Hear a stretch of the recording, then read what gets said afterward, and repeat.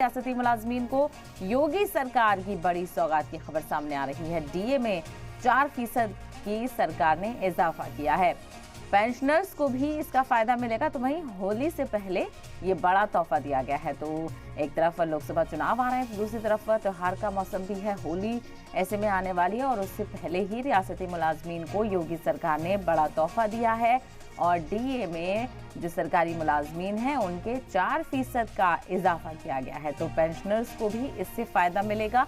जो कि 4% का डीए बढ़ाया गया है, उससे पेंशनर्स को भी फायदा मिलता हुआ यहाँ पर नजर आएगा। और होली से पहले ये बड़ा तोहफा है, होली का गिफ्ट इसको समझ लिया जाए, क्योंकि होली आने से पहले और एक तरफ दूसरी तरफ देखा जाए तो लोकसभा चुनाव भी आ रहे हैं और ऐसे में आचार संहिता लगने से पहले तमाम तर जो सौगातें हैं वो आवाम के बीच में पेश की जा रही हैं।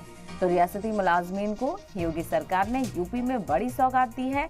डीए में सरकारी मुलाजमीन के 4% का इजाफा किया गया है और ये भी कहा जा रहा है कि पेंशनर्स को भी इसका फायदा मिलेगा। तो होली से पहले ये बड़ा तोहफा बीजेपी हुकूमत की तरफ से यूपी के सरकारी मुलाजमीन को दिया गया है। तो यूपी सरकार अपनी कोशिशें करती हुई नजर आ रही है और योगी सरकार ने